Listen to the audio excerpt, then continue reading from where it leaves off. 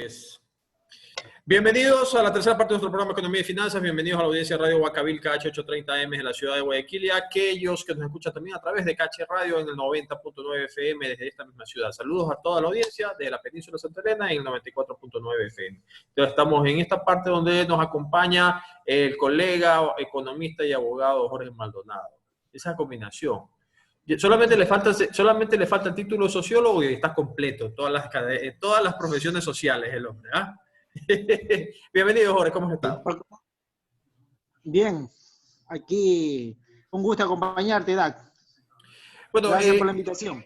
Lo hemos invitado a Jorge porque el tema que tratar con él tiene que ver con la afectación, la modificación de la ley humanitaria y la afectación, dice él, en los derechos de los trabajadores. Entonces él lo va a defender a los trabajadores y yo quiero defender a los que no tienen trabajo, ¿no? Entonces no sé cuáles serán mayoría. Ahí pedimos el buen criterio del economista Leslie y el economista Adolfo Arias, que son parte de este panel y que ciertamente van a ser imparciales en sus opiniones en beneficio de la audiencia de Radio Huacavilca. Jorge. Lo que pasa es que si vamos a analizar la ley, la nueva iniciativa presidencial, donde esta ley está afectando a la estabilidad laboral y a los derechos adquiridos por los trabajadores. Aquí es muy importante analizar desde un punto de vista más humanitario, como dice la ley, pero que directamente al sector laboral, especialmente al sector del trabajador, es el que sale más perjudicado. ¿Por qué? Porque automáticamente le está desconociendo los derechos de lo que compete a su antigüedad. Porque cuando un trabajador automáticamente buscaba el desahucio, tenía derecho al 25% por cada año. En cambio, actualmente con esta nueva ley, ¿qué significa? Que la empresa se da por afectada, se da por liquidar su actividad y por ende, con esta nueva ley, automáticamente el trabajador sale con cero de bonificación, de desahucio, de despido intempestivo y todos los derechos adquiridos. Entonces, eso es lo que hay que ver, la vulneración de los derechos. ¿Cómo le afecta al sector empresarial? No sé cuál es tu opinión, Dac, pero desde un punto de vista laboral, una persona que tenía un ingreso de por sí mínimo de $400, que vivía con las completas en este país que todo está dolarizado, que a pesar de estar en esta recesión de pandemia, hemos visto los indicadores económicos que hay hasta una inflación en el mes de abril. Es obvio que ha habido una inflación porque el incremento de los precios, especialmente de los primeros productos básicos, se ha incrementado. Nosotros hemos sido testigos cómo se ha incrementado una libra de tomate, una libra de papa. Evidentemente que esto le está afectando, especialmente al trabajador que vivía de su sueldo. Entonces, aquí es importante verificar esta ley. ¿Cuándo le conviene al Estado aplicar esta ley? Porque en esta forma le está haciendo un detrimento a los derechos de los trabajadores. Directamente le está pulverizando sus ingresos y adicionalmente le está desconociendo, en el caso de muchas personas, hasta la jubilación patronal, que tenían derecho por los 20 años que tenían en muchas empresas. Entonces, aquí sí sería importante verificar cuál es la situación real de esta ley y esta normativa que está aplicando directamente en beneficio de un sector nomás. Porque si nosotros vemos, en cierta manera, el sector empresarial no se ha afectado ni un patrimonio. Nosotros vimos cómo actualmente el sector bancario, que no genera tanto empleo, pero gana muchos ingresos. Actualmente uno de los bancos capitalizó $140 millones. Es decir, y nosotros, ¿qué significó? Que el sector, este sector de la industria, de la economía del Ecuador, no fue afectada.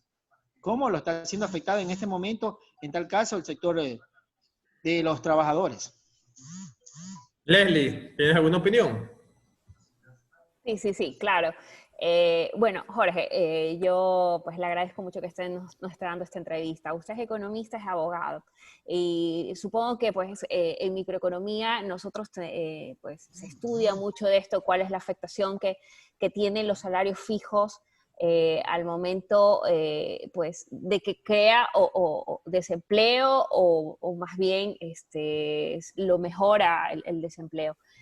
mi pregunta va por esto. ¿No considera que tal vez es factible? Porque estamos viviendo en una situación que la última vez se lo vivió hace como 100 años, en una pandemia mundial, que es algo atípico que no es comparado con otro tipo de crisis económicas. ¿No considera que por esta vez tal vez flexibilizar estas medidas se puede rescatar más trabajos, más empleos frente a posiblemente dejar que solo algunos pocos mantengan sus derechos laborales? Específicamente, el problema sería que si los empresarios llegan a un acuerdo laboral, obviamente, que, por ejemplo, nosotros vemos que en otros países, Perú, en el caso específico, el gobierno ha intervenido, pero ¿qué ha conllevado eso? Que el gobierno le ha dado crédito al sector empresarial. ¿Para qué? Para subsidiar directamente al trabajador. Es decir, le ha condonado los impuestos, le ha condonado ciertos valores que tenían que cancelar, ya sea de seguro, ya sea de la misma responsabilidad social, pero aquí en el Ecuador, en cambio, no ha ocurrido eso. Es evidentemente que lo que usted dice es verdad. El sector empresarial necesita un apoyo, pero a quien le compete el rol es al Estado, a través del gobierno, de ejecutar estas políticas públicas donde, en cierta manera, inyecte recursos. Pero desafortunadamente el Estado ecuatoriano y en sí en los países de Latinoamérica vienen arrastrando déficits presupuestarios, ya es un problema estructural. ¿De dónde van a encontrar financiamiento? Parte de ese presupuesto general del Estado se ha venido abajo porque los precios del petróleo pues se han venido abajo. No hay tampoco tantas recaudaciones tributarias como antes porque la producción se ha parado. Entonces, el Estado, pues todo el mundo se vira al Estado y el Estado tampoco tiene tanto dinero para poder financiar como quisiera, ¿no? Como se esperara. Lo que pasa es que directamente lo que usted menciona es verdad, Leslie. En cierta manera, el Estado no está en la capacidad de poder solventar, pero tiene a través de las políticas públicas, ya sea a través de la reducción de impuestos, condonar los de impuestos al sector empresarial. Nosotros vemos actualmente cuál es el problema que ha conllevado el sector empresarial. Tanto pagar los impuestos RI como pagar los impuestos del Seguro Social. ¿Qué significa? Que actualmente si usted tiene una empresa y en estos 2 meses que no ha laborado, automáticamente usted se da cuenta cuando ingresa que tiene que pagar intereses por mora por no haber pagado los aportes de sus trabajadores. Entonces, ¿qué es lo que nosotros consideramos? Que el Estado debe intervenir. ¿Cómo debe intervenir? Tenemos a la CFN o a un mismo banco de fomento que era, para que de esta manera inyecte recursos. Nosotros consideramos de los ingentes recursos que están llegando, que inyecte estos recursos al sector que sea más afectado, porque nosotros vemos actualmente que hay 2 sectores que en esta crisis no han sido afectados, como son el sector de salud y el sector de los comisariatos, el sector de la comida, que son los 2 sectores más dinámicos que existen actualmente. Bueno, Jorge, yo tengo un criterio ahí a lo que tú has expresado en el tema de más de las empresas y la relación con los trabajadores, ¿no? Quiero ser ahorita, como quien dice, un abogado del diablo. ¿Por qué? ¿Cómo? ¿Y el abogado Maldonado de quién es? ¿Del señor? ¿Representa al Papa? ¿Ah? Es abogado de Dios, pues está con los trabajadores. Usted quiere ser abogado del diablo, aquí ¿dónde lo deja el abogado Maldonado? Bueno. ¿Por qué decía esto? En verdad hay empresas que no han aguantado esta crisis. Estar parados, han tenido que quebrar porque no tienen las proyecciones de que si se reactiva nuevamente ya la economía como lo está pasando en este momento, tampoco tienen la capacidad de reactivarse. Ahora, sí hay un rubro que han venido de los multilaterales, como el FMI, el Banco Mundial, de alrededor de 1.150 millones que están dedicados para dar crédito a las pequeñas y medianas empresas que justamente tienen problemas en reactivarse. Y le están dando preferencia a qué empresas, a las que han mantenido a sus trabajadores, justamente a los que no los han sacado. Entonces, yo ahí tengo la inquietud. ¿Cómo crees tú que podemos salvar esas empresas que ya no tienen opción de recuperarse, de volver a hacer negocios por mantener a los trabajadores? O sea, vemos inclusive las empresas públicas, SAME, que viene perdiendo desde hace un montón de tiempo. Viene perdiendo plata para que funcionen esas empresas. Nosotros, con nuestros impuestos, estamos subvencionando a esas empresas. ¿Hasta cuándo las subvencionamos? Y hay una crisis que todo el mundo reclama, que el gobierno haga una disminución del gasto en su presupuesto. Si no lo hace de esta forma, ¿cómo hacerlo? Sería la pregunta, Jorge. Bueno, aquí lo importante sería que haya una concertación de todos los actores, pero nosotros vemos que esta nueva ley, si tú la has revisado, Adolfo, te das cuenta que está afectando solamente un sector, que es el sector de los trabajadores, donde automáticamente, si tú te das cuenta que la nueva ley de apoyo humanitario menciona que... Se nos fue. Se nos fue. Se nos quedó, parece. Se nos quedó. Le falló la red del internet. Bueno, esperemos que se conecte. Hasta que regrese. Sí. Hasta que regrese, director. Ajá. Ese es un verdadero problema en realidad. Sí. ¿Cómo hacemos?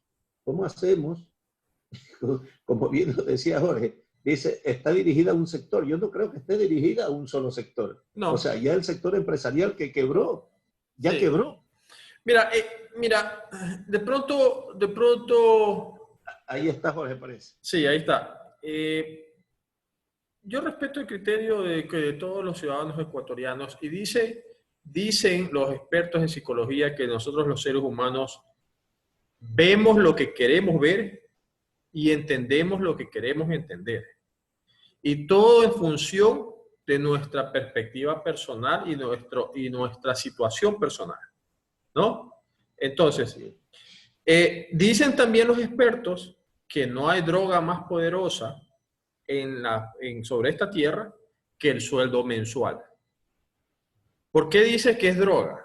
Porque las personas no quieren dejar de hacer lo mismo, hacer menos cada día y cada día ganar más, solamente porque tienen más años haciendo lo mismo. No por otra razón. El conserje que tiene 10 años trabajando de conserje quiere que le paguen más sueldo porque se va haciendo más viejo y porque tiene más responsabilidades, pero no porque su trabajo valga más o sea más importante, no, por los años de servicio. Entonces, es una droga. Entonces, ¿quiénes no estaban siendo afectados en esta crisis? No estaban siendo afectados los trabajadores, pues. ¿Por qué? Porque el empresario se queda sin liquidez y sin liquidez, ¿qué pasa con su empresa? Quiebra. Con la crisis, ¿qué pasa con las empresas? No venden, ¿no? Y cuando se trata de liquidar, ¿a quién son los primeros que tienen que liquidar en la fábrica? A los trabajadores. ¿En función de qué? ¿De la importancia de su trabajo o de los años de trabajo? De los años de trabajo. No, ¿verdad? ¿Ya?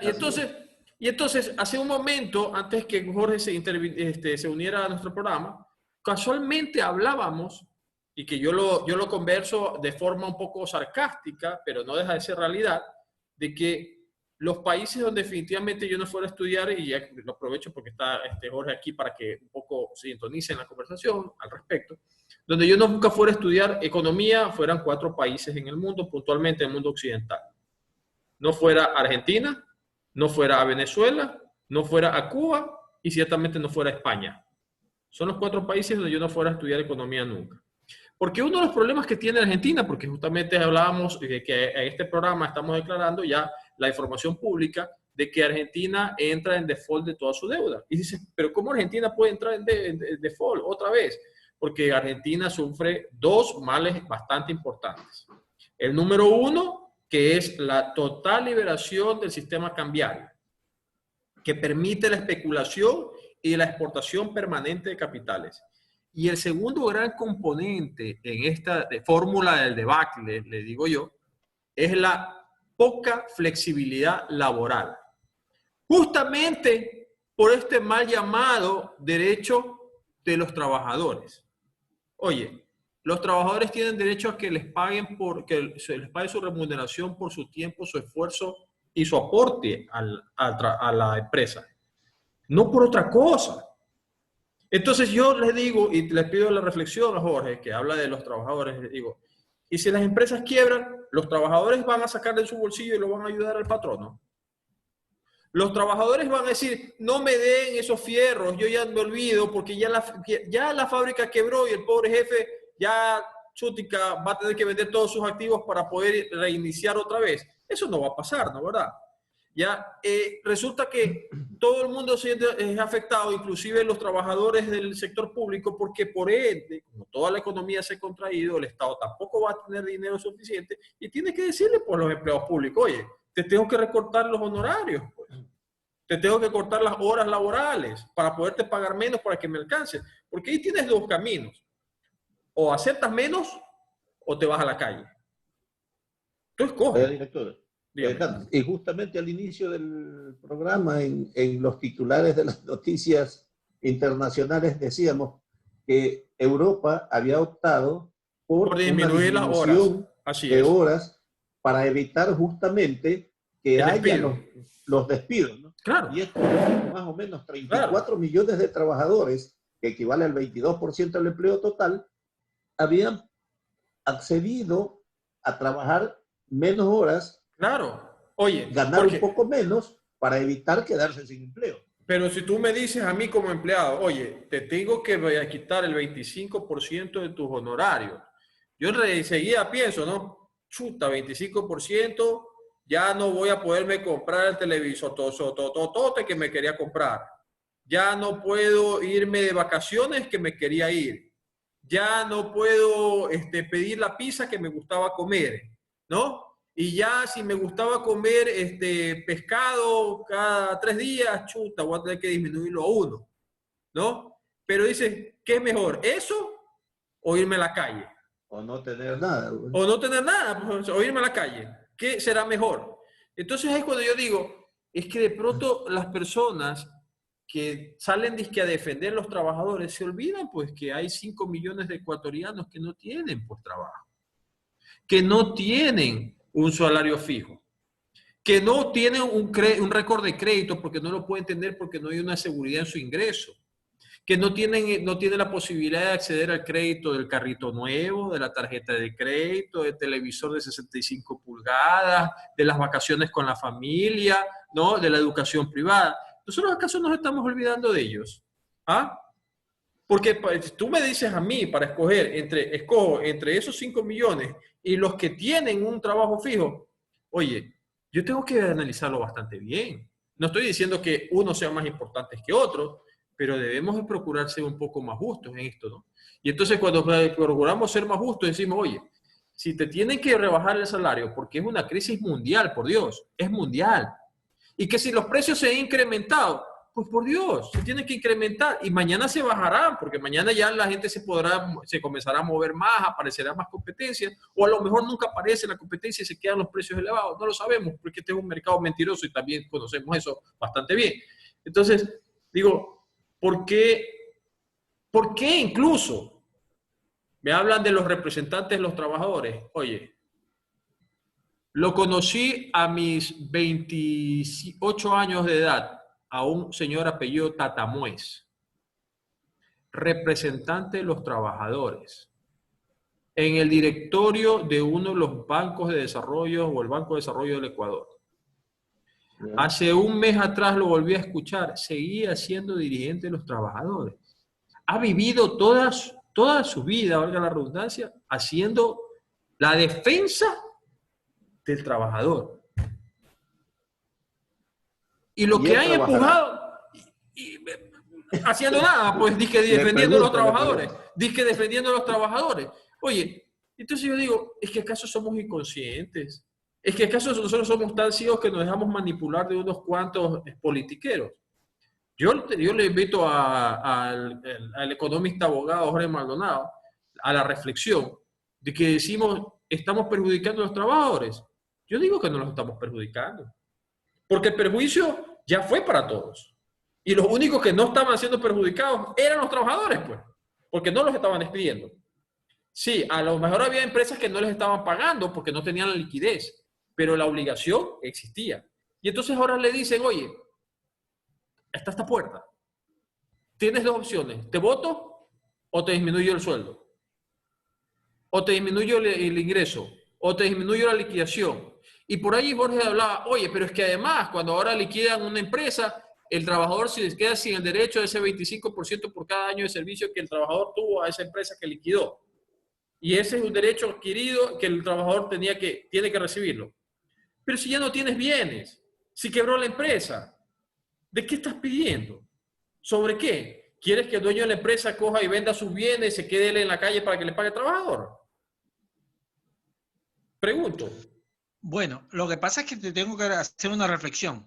La población económicamente activa está cerca de los 2 millones de personas, sí, señor. de los cuales 1.600.000 recibe el básico. Estamos Sí. hablando de $400. Ya. Y en tu caso, no se da $400 para cuánto te alcanzaría de los 30 días. En esta crisis sanitaria me alcanzó el como costo para de la un mes. canasta básica.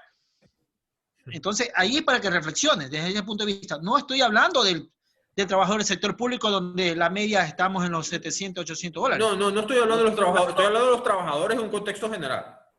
No. Exactamente. Yo estoy hablando en cuanto a este grupo. Este es un grupo que desafortunadamente no tiene ni acceso para defender sus derechos. ¿Por qué? Porque hasta uno como abogado, cuando le toca hacer la gestión, lo primero que le dice al trabajador, ¿cuánto ganabas? $400. ¿Cuántos años tenías? 5 años trabajando. Comenzamos a hacer números, ese trabajador no va a reclamar más de $4.000. Y si uno como abogado lo va a representar, le cobra un 30%. Y yo pregunto. Y para un juicio que va a ser prolongado. Entonces, yo te estoy hablando en cierta manera de ese entorno. Yo te pregunto. De los que reciben $400. Yo pregunto, Jorge. Tú hablaste de DAG hace un momento y yo no te interrumpí, así que por lo tanto... yo te quiero preguntar para que tú mismo lo contestes, nada más. No, yo no quiero otra cosa. No lo que te quiero llevar. Con $400, ¿tú crees que una familia, según el INEC, que son 5 personas, podrían tener las necesidades básicas insatisfechas? Cuando en este momento nos damos cuenta que para adquirir o para acceder al servicio de educación se necesita de una computadora. ¿Cuánto vale una computadora? Solo la computadora. ¿Cuánto vale? $300. Entonces, y si esa persona tiene 2 hijos, el Estado no es que le va a dar las computadoras. Ah, sí, de acuerdo. $600.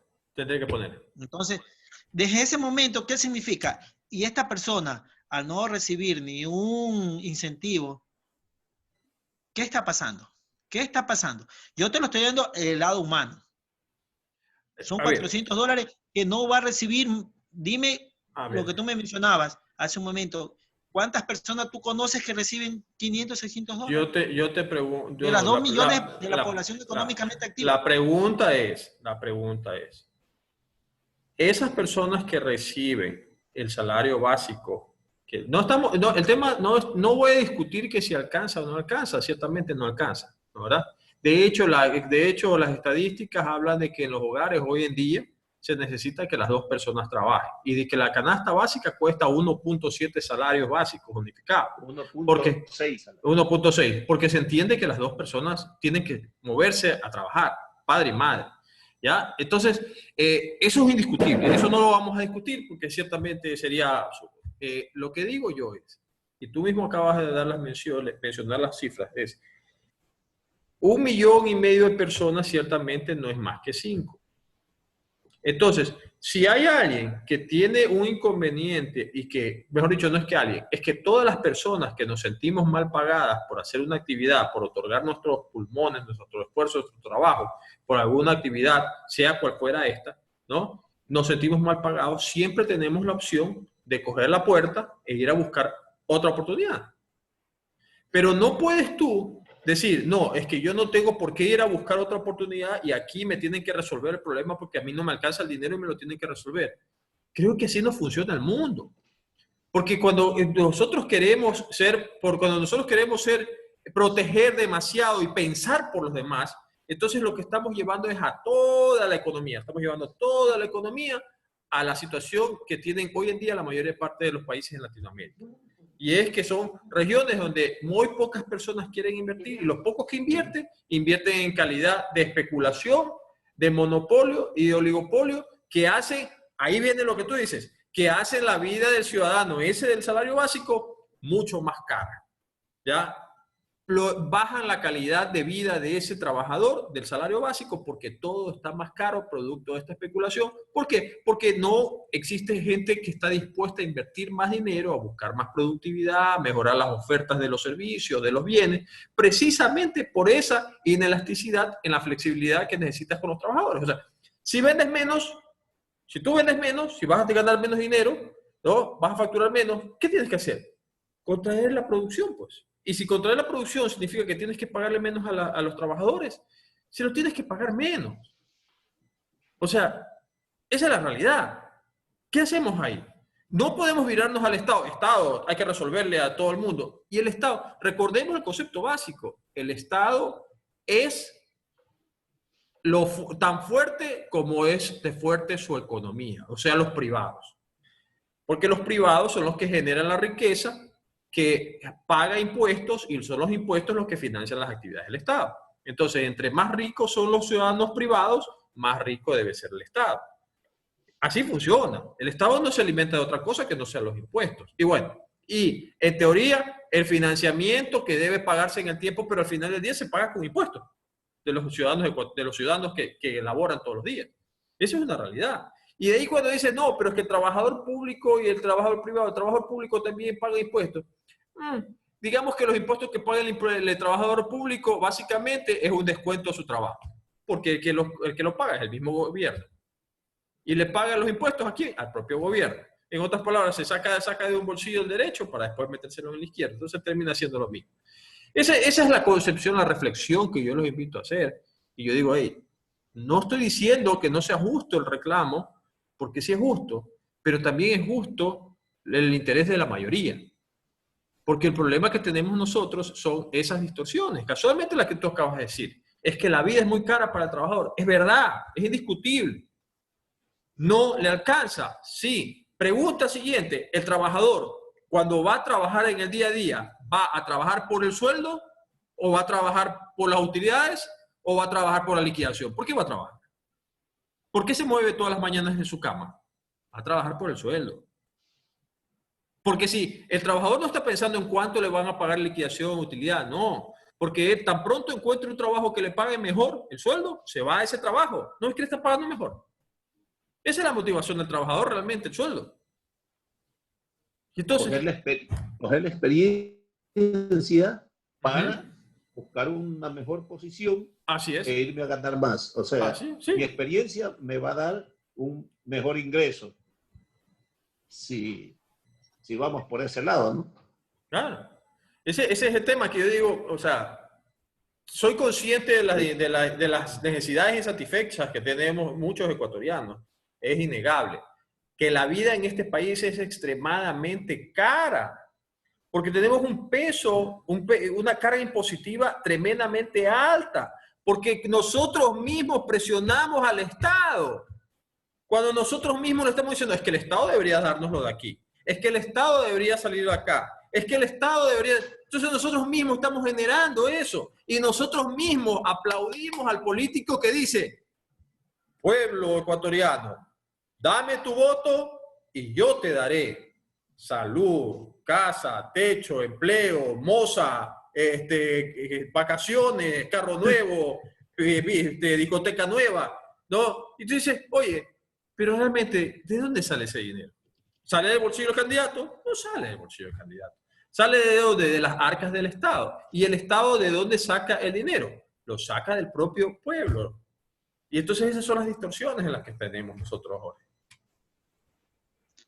Bueno, lo que pasa es que como te manifestaba, cuando te hablo de la ley humanitaria que está en detrimento de los derechos del trabajador, hay que reconocer que en el año 82, cuando hubo la sucretización, el Estado asumió en esa fase. En el año 1999, con la dolarización, el Estado absorbió la deuda de todos estos grupos.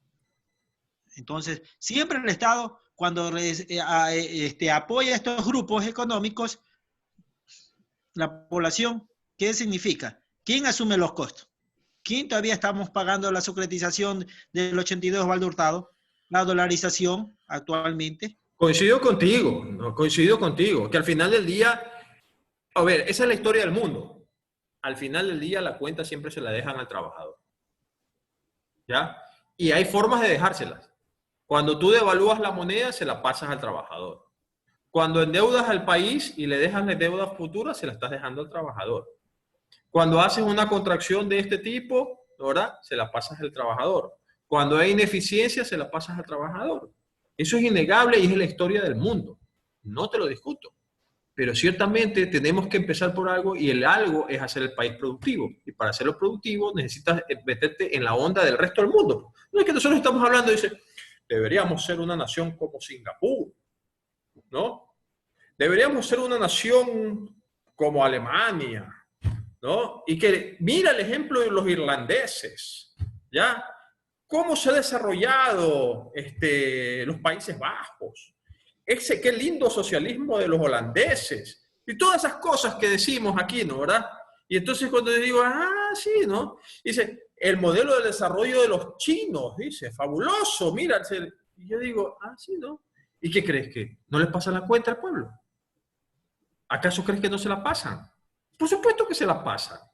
Ahora, ¿cómo se lo hacen? Ciertamente eso es un tema que podemos seguir conversando. Lamentablemente nos quedamos sin tiempo, Jorge. Te dejo abierto el canal de comunicación en otro momento. La próxima semana, es más, te invito de antemano. Pudiéramos estar revisando con más detalle las otras leyes que se aprobaron y que ahora en esta semana se van a discutir y tienen que estar en las manos del presidente y que probablemente entren en vigencia algunas de ellas. Y pues decirte bienvenido al programa Economía y Finanzas, están las puertas abiertas, y agradecerle al economista Arias que nos acompaña, a los economistas Gonzalo Cucalón que se despidieron hace un momento, al ingeniero José Javier Orellana que nos acompañó también en este programa, al economista Leslie Rodríguez que ya no nos pudo acompañar al final de este programa. Y pues Jorge, te dejo con las últimas palabras despidiendo a la audiencia de Radio Huacavilca y Caché Radio. Como me dio un gusto, Odag, que me hayas participado y a la vez que hayas reconocido que una vez más, como tú bien lo manifestaste, es el trabajador ecuatoriano que a largo plazo ha tenido que seguir pagando la factura.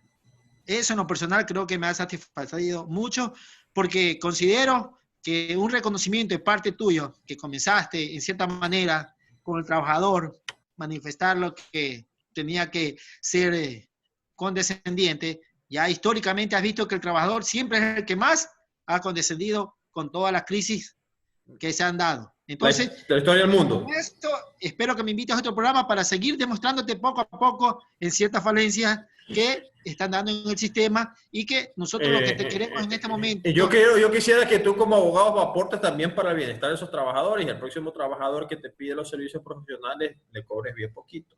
No ese 30%, porque se lo hacen muy caro. Se lo están haciendo muy caro. Cualquier trabajador que te comunique con tu programa, dile que de parte mía estoy listo para darle mi servicio. Encantado. Con un precio súper especial de promoción del programa de Economía y Finanzas. Economía y Finanzas, todo lo que tenga que ver. Muchas gracias, Jorge. Muchas gracias a la audiencia de Radio Huacavilca por escucharnos una semana más, a la audiencia de Caché Radio 90.9 FM. Como siempre, la chica se despide con infinito amor. Hasta la próxima. Bye. Gracias.